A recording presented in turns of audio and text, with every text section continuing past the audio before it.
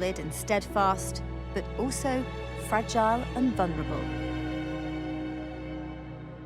Experts tell us that the Earth's climate is rapidly changing, presenting a real and major threat to our future.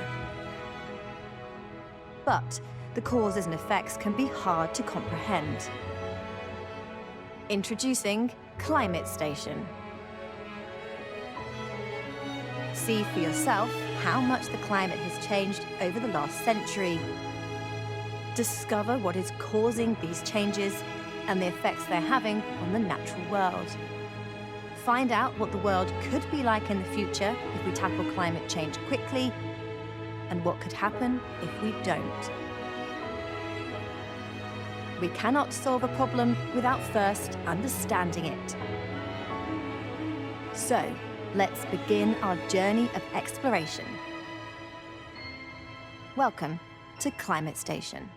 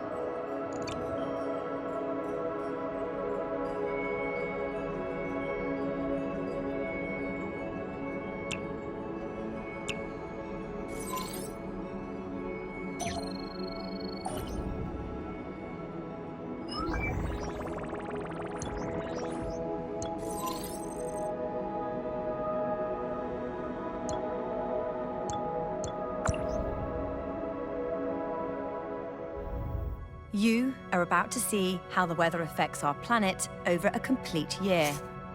It's the 1st of March, 2019, the beginning of a meteorological spring in the Northern Hemisphere. Let's start the playback. Every 2 seconds marks a day, another complete rotation of the Earth.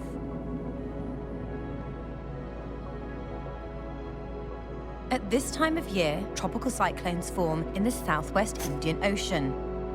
This one is called Cyclone Idai. It will turn out to be the second deadliest ever recorded in the southern hemisphere. Over 1,000 people across East Africa will lose their lives. This year, the temperature distribution of the Indian Ocean is uneven. The eastern side is unusually cool, and the western side is unusually warm. This warmer water contributes to Cyclone Idai's record strength, and Africa will have increased rainfall throughout the year. On the other side of the ocean, where the water is cooler than normal, there will be drought. Let's jump to May and look at North America. At this time of year, a flow of warm, humid air heading north clashes with another flow of cool, dry air heading south. Where they meet, supercell storms begin to form. These intense thunderstorms can generate narrow, violently rotating columns of air known as tornadoes, which can achieve the highest measured wind speeds on Earth. Sometimes over 400 kilometers per hour.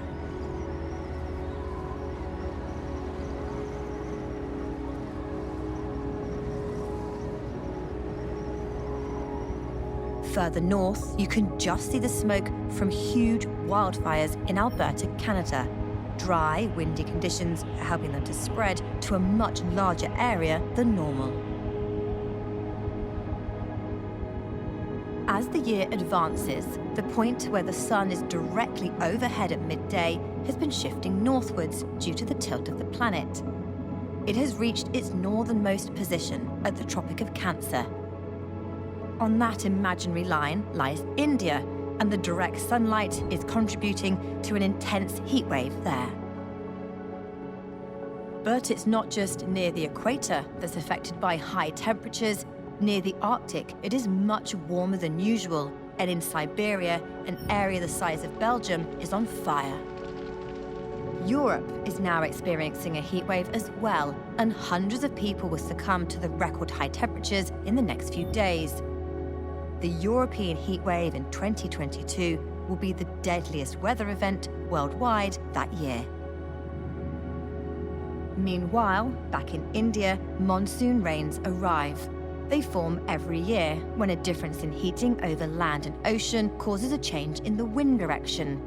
They're later than usual, but the most intense in 25 years, fueled by the same warm water that's linked to the increased rainfall in Africa. Over in South America, fires in the Amazon rainforest, which have been burning for much of the year, now reach their peak. They started intentionally to clear land for agriculture, but high temperatures have dried out the vegetation, allowing the fires to burn more intensely and spread more quickly. They appear in much greater numbers this year than normal. As summer progresses in the Northern Hemisphere, the Atlantic Ocean has been warming up. Conditions are now perfect for the formation of tropical cyclones, such as this one, Hurricane Dorian. It's just made landfall in the Bahamas and is about to become the region's worst natural disaster on record. The damage is catastrophic. At least 70,000 people are left homeless, 84 people lose their lives, and over 200 are missing.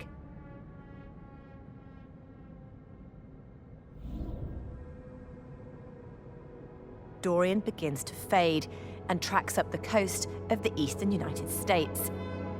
Air currents will transfer that heat and moisture all the way to the Arctic Circle. The Arctic is particularly affected by rising temperatures.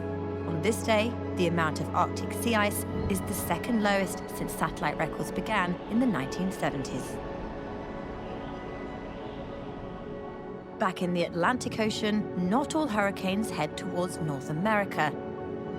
This one, Hurricane Lorenzo, is traveling towards Europe, and it's the most easterly tracking Category 5 hurricane on record. By the time it reaches the cooler waters around the British Isles, much of its strength is gone. But as the climate changes, will that always be the case? On the other side of the planet, another tropical cyclone called Typhoon Hagibis is also traveling further than usual. As it hits Japan in time for the Rugby World Cup, it is one of the strongest typhoons on record and will become one of the costliest. Further south, Australia has been experiencing months of drought. It is on the cooler eastern side of the Indian Ocean, where rainfall is reduced. Record high air temperatures have made things even worse. Bushfires are already widespread throughout Australia and now in December reach their peak. The fires are having a major impact on the area's ecology. Billions of animals have lost their lives and many areas will take years to recover.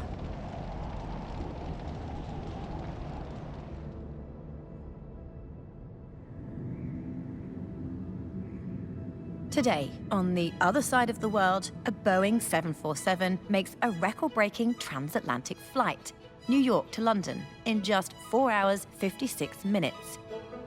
This incredible feat has been helped by a strong jet stream, acting as a powerful tailwind.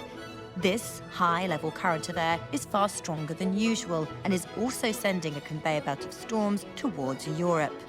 They hit, one after the other, making it the wettest February on record in the British Isles. That brings us to the end of our eventful year of weather for planet Earth. Another year of extremes affected by rising temperatures. 2019 was the second warmest year on record, and 2020 will go on to be even warmer.